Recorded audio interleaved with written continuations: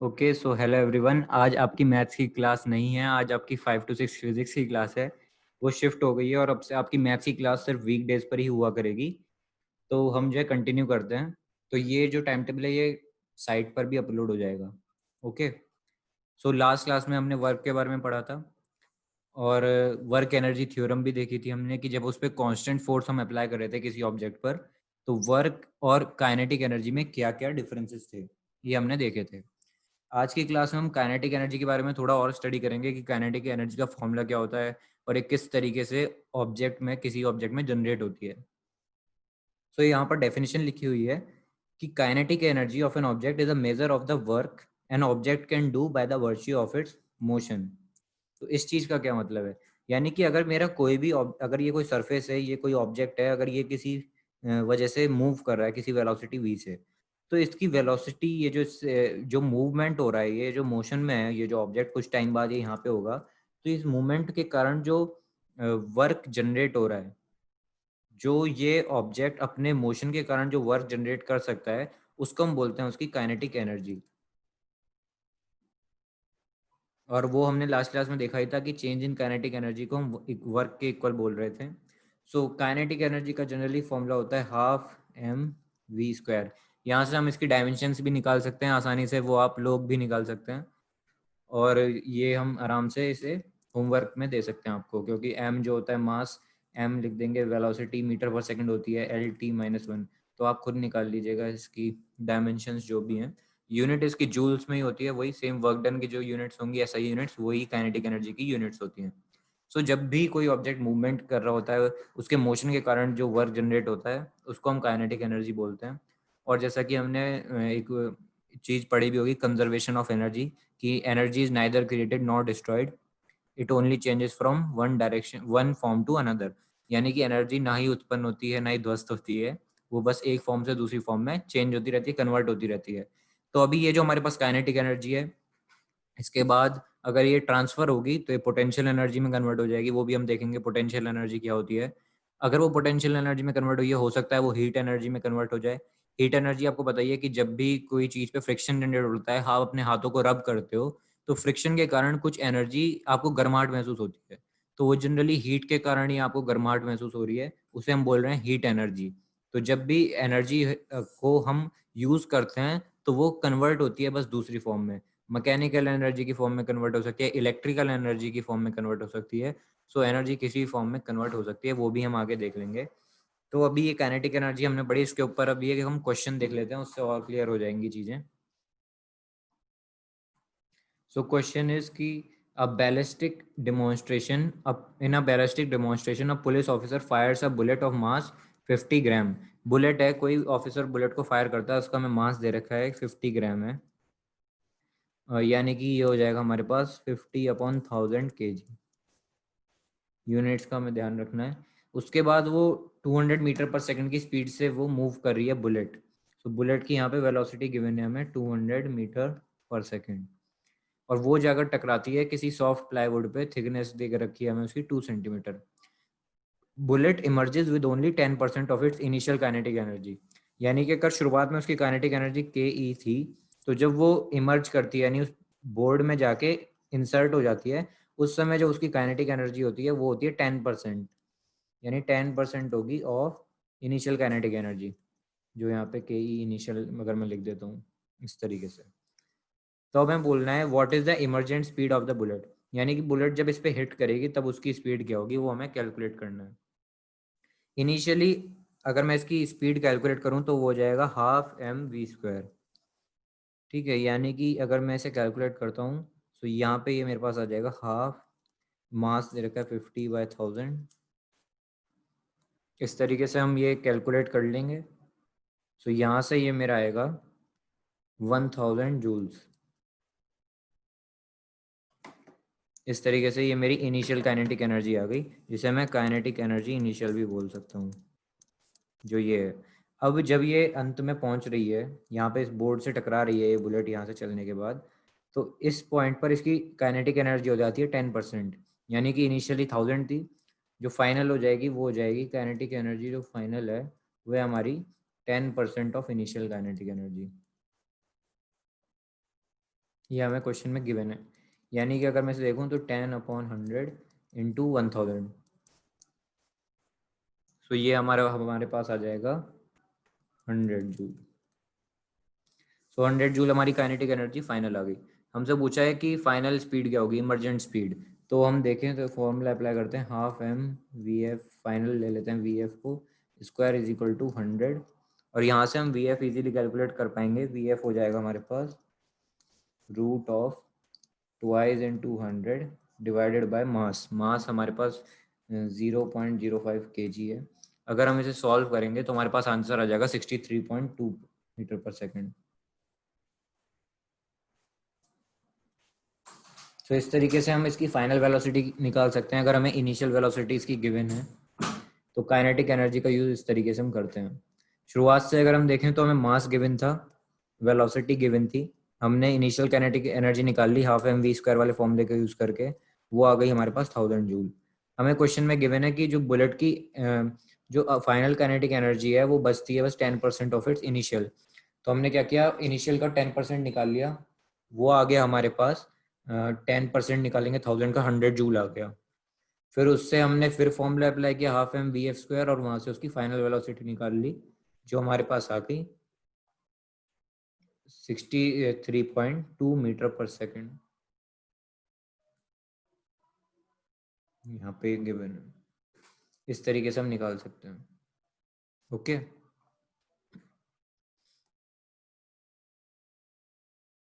Screenshot ले सकते हो इसका भी, और यहाँ पे इस चीज का भी।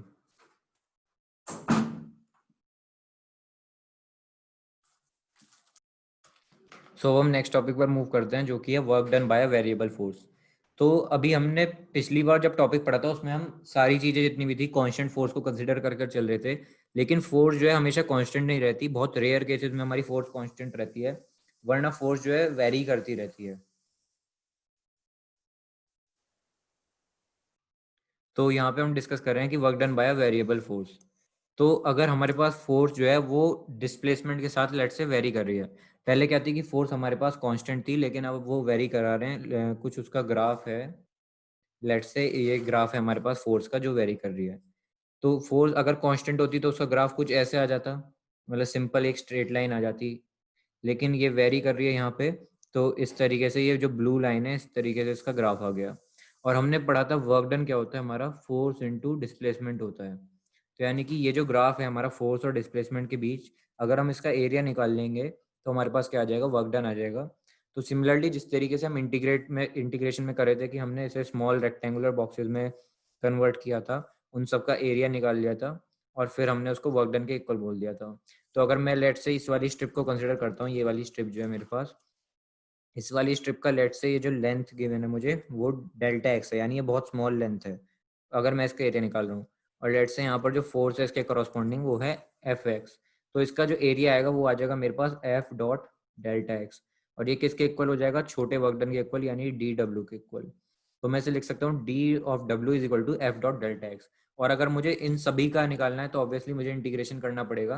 तो मैं यहाँ पे क्या करूँगा, इंटीग्रेशन ऑफ डी डब्ल्यू बराबर हो जाएगा वो integration of F dot delta x. Work done कहाँ से कहाँ तक जा रहा है, वर्क डन जो है इनिशियल से फाइनल पोजीशन पे जा रहा है, और यहाँ पर जो डेल्टा एक्स है वो भी हमारा इनिशियल से फाइनल पोजीशन पर जा रहा है।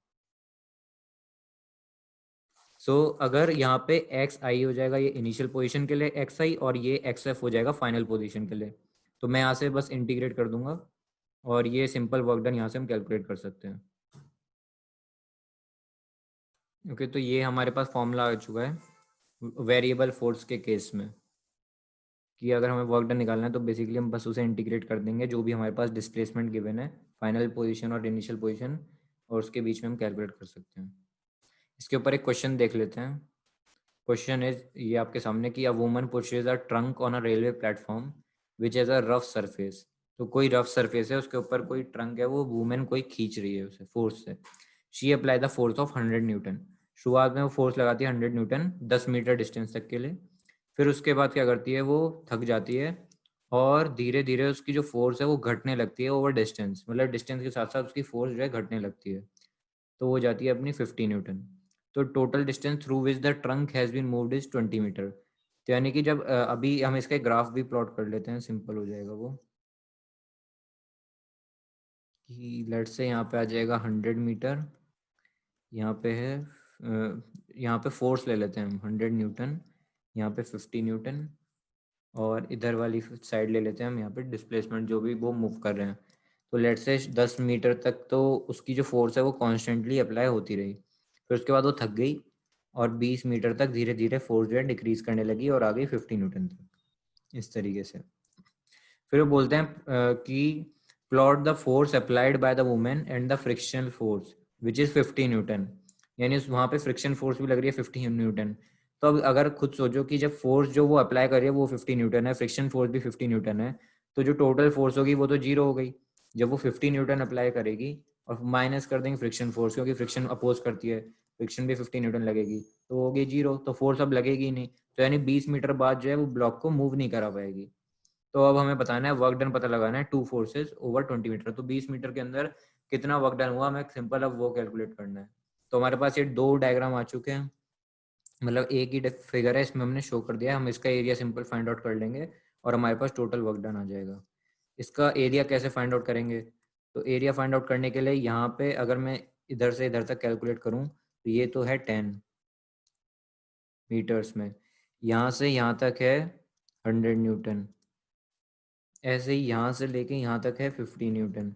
तो अगर मैं इसे डिवाइड कर देता हूँ रेक्टेंगल और ट्रायंगल में, तो मैं इस ट्रायंगल का एरिया निकाल लूंगा, इस रेक्टेंगल का एरिया निकाल लूंगा, और यहाँ पर उनके जो एरियाज आएंगे उनको ऐड कर दूंगा। तो इस ट्रायंगल का एरिया हो जाएगा half into base into height, base इसका कितना हो जाएगा 10 हो जाएगा, हाइट हो जाएगी इसकी 50। ऐसे ही जब हम इस वाले रेक्टेंगल का एरिया निकालेंगे तो हो जाएगा 50 इंटू 10, क्योंकि लेंथ इंटू ब्रेड्थ होता है, और इस वाले रेक्टेंगल का एरिया आ जाएगा 100 इंटू 10। बस उन सबको अब मुझे ऐड कर देना है। सो यहाँ से आ जाएगा मेरे पास इस वाले का, लेट से अगर ये फर्स्ट है, ये सेकंड और ये थर्ड, तो फर्स्ट वाली फिगर का आ जाएगा 1000 जूल में, सेकंड वाली फिगर का अगर हम देखें तो वो आ जाएगा 500 जूल, और अगर हम थर्ड वाली फिगर का देखें तो थर्ड वाली फिगर का ये आ जाएगा आंसर हमारा 250 जूल्स। अब हम बस इन तीनों को अगर ऐड कर देंगे तो ऐड करने के बाद ये आएगा 1750 जूल, ये हो जाएगी हमारी टोटल फोर्स जो वुमेन अप्लाई कर रही है, work done by the women, work done by women हो जाएगा 1750 जूल्स, इस तरीके से। मैंने बस यहाँ पे फोर्स और डिस्प्लेसमेंट का डायग्राम बनाया है। तो फोर्स को मैंने वाई एक्सिस पर प्लॉट किया है और डिस्प्लेसमेंट को एक्स एक्सिस पर यहाँ पे प्लॉट किया है। तो इसमें क्या कर रहे हैं हम कि शुरुआत में जो वुमेन थी वो 100 न्यूटन की फोर्स लगा रही थी 10 मीटर तक, तो वो तो कांस्टेंट हो गई, लेकिन उसके बाद वो थकने लगती है और 20 मीटर तक यानी 10 से 20 मीटर के बीच में उसकी जो फोर्स है वो ग्रेजुअली डिक्रीज करती है 50 न्यूटन तक। वो हमने इस तरीके से यहाँ पे शो कर दिया। ठीक है, अब क्या हो रहा है कि फ्रिक्शन फोर्स भी लगती है फिर वहाँ पे, तो फ्रिक्शन फोर्स जो लग रही है वो लग रही है 50 न्यूटन। तो जब वो 50 न्यूटन पे फोर्स अचीव कर लेती है और फ्रिक्शन फोर्स भी 50 न्यूटन लगेगी, तो अगर दोनों की फोर्स का मैं रिजल्टेंट निकालूंगा जो वुमेन अप्लाई कर रही है और फ्रिक्शन फोर्स, तो वो आ जाएगा 0, क्योंकि 50 माइनस 50 कर देंगे, तो यानी इसके बाद अब ब्लॉक मूव नहीं करेगा। अगर अब मैं यहाँ पे फ्रिक्शन फोर्स को भी इस ग्राफ पर ड्रॉ करूंगा तो फ्रिक्शन फोर्स नेगेटिव डायरेक्शन में लगेगी, यानी -50 न्यूटन, तो वो तो ओवरऑल लग ही रही है यहाँ तक 20 मीटर तक, मतलब जब तक वो ब्लॉक मूव करेगा तब तक लग रही है। लेकिन इसके बाद क्या हुआ कि जब 50 न्यूटन और 50 न्यूटन फोर्स बराबर होंगे तब ब्लॉक मूव नहीं करेगा। तो अब अगर हमसे पूछा गया है calculate the work done by the two forces over 20 metre, तो 20 मीटर तक कौन कौन सी फोर्स लग रही है? एक तो वो जो वुमेन अप्लाई कर रही है उस ब्लॉक के ऊपर, और दूसरी फोर्स जो फ्रिक्शन फोर्स हो रही है। तो जो फ्रिक्शन फोर्स होगी, अगर मुझे फ्रिक्शन फोर्स कैलकुलेट करनी है तो ऑब्वियसली मैं ये वाले एरिया को कैलकुलेट कर लूंगा, ये जो नीचे वाला एरिया है फ्रिक्शन फोर्स के थ्रू वर्क डन, तो वो हो जाएगा मेरा माइनस का 50 न्यूटन तो फोर्स हो जाएगी, और मल्टीप्लाई बाय डिस्प्लेसमेंट तो हो जाएगा माइनस का 1000 जूल्स। तो इतना वर्क डन फ्रिक्शन कर रहा होगा। नेगेटिव साइन बस हमने ये डिनोट करने के लिए लगाया है कि वो अपोजिट है, जो जो वो वर्क डन वुमेन कर रही है। ये जो ग्राफ है ये फोर्स के बीच में और डिस्प्लेसमेंट के बीच में है। तो ये जो ग्राफ है ये यही शो कर रहा है कि इसका जो एरिया होगा वो वर्क डन के इक्वल होगा। तो अगर वो 100 न्यूटन शुरुआत के 10 मीटर तक के लिए था और उसके बाद वो ग्रेजुअली डिक्रीज किया 50 न्यूटन, तो बस अगर वो वर्क डन बाय वुमेन निकालना है तो हम ये जो ऊपर वाला एरिया होगा इतना वो निकाल लेंगे वर्क डन बाय वुमेन के लिए। लेकिन अगर हमसे पूछे फ्रिक्शन ने कितना वर्क डन किया, तो फ्रिक्शन ऑब्वियसली नेगेटिव से शो करते हैं, -50 न्यूटन से शो करेंगे, और वो 20 मीटर तक अप्लाई हो रहा है, तो नीचे वाला ये जो डिस्टेंस होगा ये वर्क डन बाय फ्रिक्शन हो जाएगा। तो हमने बस उनका एरिया कैलकुलेट किया है और वही हमारा आंसर आ जाएगा। एरिया के फॉर्मूले सबको पता ही है, हमने बस इसे सिंपल रेक्टेंगल और ट्राइंगल में ब्रेक कर दिया। तो ये half into base into height हो गया ये वाला पोर्शन, ये वाला ट्राइंगल जो है। इस वाले ट्राइंगल का जो एरिया होगा वो half into base into height हो जाएगा। और ये वाला जो नीचे रेक्टेंगल फॉर्म हो रहा है ये है फ्रिक्शन वाला एरिया। और ये वाला जो रेक्टेंगल है इसको हमने ऐड किया, फिर इस वाले रेक्टेंगल को ऐड किया, तो ये हमारे पास 3 एरियाज आ गए हैं। जो ग्रीन से शो करा है वो वर्क डन बाय वुमेन है, जो रेड है वो है हमारा work done by the friction force.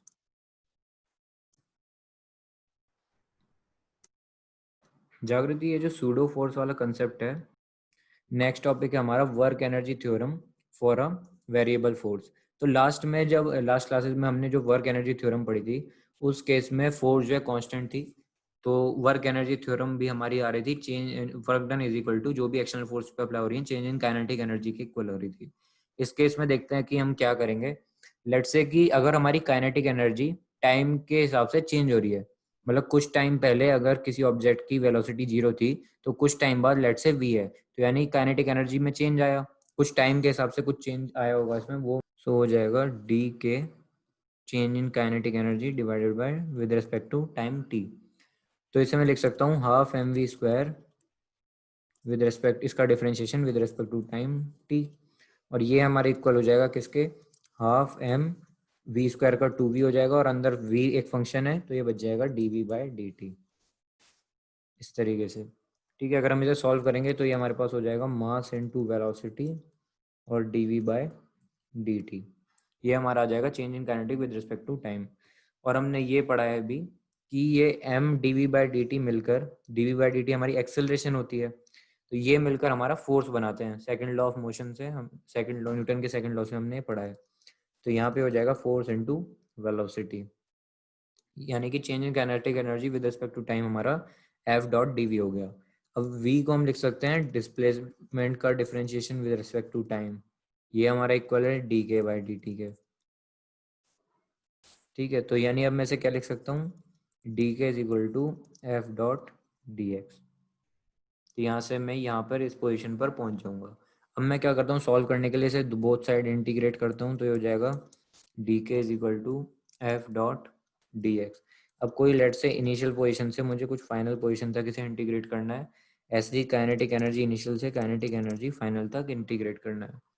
तो यहाँ पर ये हो जाएगा मेरे पास kinetic energy final minus kinetic energy initial, और एफ डॉट एक्स होगा, तो उसे मैं लिख सकता हूँ ये जो एफ डॉट डी एक्स है ये अभी हमने पढ़ा था वर्क डन के इक्वल होता है। तो यहाँ से मेरी वही टर्म आ गई कि change in kinetic energy is equal to work done. तो इसे ही हम बोलते हैं work energy theorem variable force के लिए। बस इसमें जो वर्क डन आएगा वो इंटीग्रेट कर कर आएगा एफ डॉट डी एक्स को।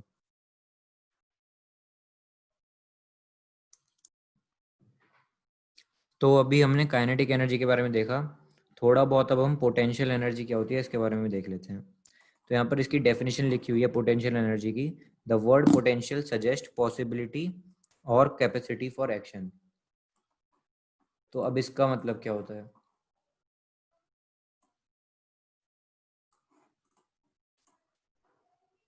तो यहाँ पे अगर हम बोलें कि कोई भी अगर मेरे पास सरफेस है और इस पे ऐसे कोई ऑब्जेक्ट रखा हुआ है कुछ एम मास का, तो अगर ये ऑब्जेक्ट अपनी पोजीशन पे स्टेबल है, मतलब स्टैटिक है और ये हिल नहीं रहा, स्टेबल पोजीशन पे या फिर बोलें स्टैटिक है, ये अपनी पोजीशन पे ही है, पोजीशन से हिल नहीं रहा है, तो उस केस में हम बोलेंगे कि जो ये एनर्जी पोजेस करेगा, यानी जो एनर्जी इसके पास होगी उसे हम नाम देते हैं पोटेंशियल एनर्जी का।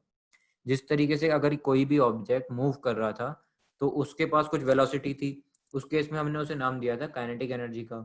लेकिन इस केस में यहाँ पर वेलोसिटी कुछ है ही नहीं, तो यानी कि इसके पास जो एनर्जी होगी वो अपनी स्टेट एट रेस्ट के कारण होगी, यानी ये मूव नहीं कर रहा होगा उस समय, तो उस केस में हम इसे बोलेंगे कि इसके पास पोटेंशियल एनर्जी है। तो यही होती है हमारे पास पोटेंशियल एनर्जी, ये बस एक फॉर्म है एनर्जी की, जैसे काइनेटिक एनर्जी एक फॉर्म है एनर्जी की।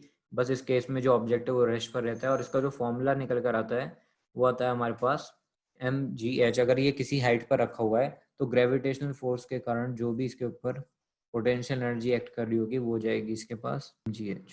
यानी कि ये बेसिकली फोर्स है जो ग्रेविटेशनल पुल लगा रहा होता है, एफ जी से लेट से मैंने लिख दिया। और अगर ये किसी हाइट पर रखा हुआ है, जो भी इसकी हाइट होगी, तो ये हो जाएगा इसकी पोटेंशियल एनर्जी के कारण वर्क। ये होती है हमारे पास पोटेंशियल एनर्जी। जो भी स्टेट ऑफ रेस्ट वाली पोजीशन होती है उसको हम यहाँ पे डिनोट करते हैं पोटेंशियल एनर्जी के साथ। बस इसका यही मतलब होता है, और कुछ इसका मतलब नहीं है। ये भी बस एक एनर्जी की टर्म है काइनेटिक एनर्जी की तरह। यस, तो हम जो कंटिन्यू करते हैं, हम कहाँ पे थे कि पोटेंशियल एनर्जी हमारी स्टेट ऑफ रेस्ट के कारण आती है, और उसे हम बोल रहे थे कि यस एम जी एच के वो इक्वल हो जाती है इधर। तो अगर हमारी जो कोई फोर्स लग रही है इसके ऊपर, अगर लेट से ग्रेविटेशनल फोर्स इस पे एफ लग रही है, और वो कुछ, अगर हम ग्रेविटेशनल फोर्स की बात करें तो नीचे की डायरेक्शन में लग रही है, जी की अगर हम बात करें, तो यहाँ पर ये जो पोटेंशियल एनर्जी होगी इसकी अगर हम देखें वी एच की टर्म्स में, वी एच यहाँ पे मैं डिनोट कर रहा हूँ ग्रेविटेशनल पोटेंशियल एनर्जी को। और ये जो ऑब्जेक्ट है ये किसी हाइट एच पर रखा हुआ है, और ये नेगेटिव ऑफ वर्क डन है जो भी ग्रेविटेशनल फोर्स इस पर अराइज हो रखी है उसके। तो अगर हम वो देखेंगे तो यहाँ पे हम लिख सकते हैं कि अगर मैं इस ऑब्जेक्ट की कुछ टाइम बाद रिलेशन देखूं कि जब काइनेटिक एनर्जी पोटेंशियल एनर्जी में कन्वर्ट हो रही होगी, तो उस केस में क्या हो रहा होगा कि काइनेटिक एनर्जी इक्वल हो जाएगी किसी टाइम पर आके पोटेंशियल एनर्जी के। और यहाँ पे हम लिख सकते हैं कि हाफ एम वी स्क्वायर हमारा इक्वल होगा एम इंटू जी इंटू एच के। और इस केस में जो हमारी वेलोसिटी निकल कर आएगी वो आ जाएगी एम से एम कैंसिल हो जाएगा, रूट ओवर 2gh। तो इस केस में इसकी वेलोसिटी होती है जिसे हम मीटर पर सेकंड में आराम से, जो भी इसकी यूनिट्स हैं वो आराम से लिख सकते हैं। बेसिकली ये जो यहाँ पे फोर्स लग रही है इसको हम लिख सकते हैं माइनस का d v over d x. यहाँ पे जो डी वी की वैल्यू होती है, यही मैंने बोला जैसे ग्रेविटेशनल पोटेंशियल एनर्जी के इक्वल है। ओके, तो इस केस में हमारी फोर्स निकल कर आ जाती है।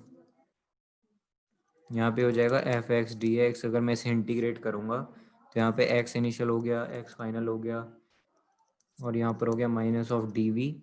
यहाँ पर ये हो जाएगा वी जो होगा ग्रेविटेशनल पोटेंशियल एनर्जी होगी। अगर मैं उसे लिखूँ कुछ वी इनिशियल और वी फाइनल यहाँ पे। सो बस आज की क्लास के लिए इतना ही है।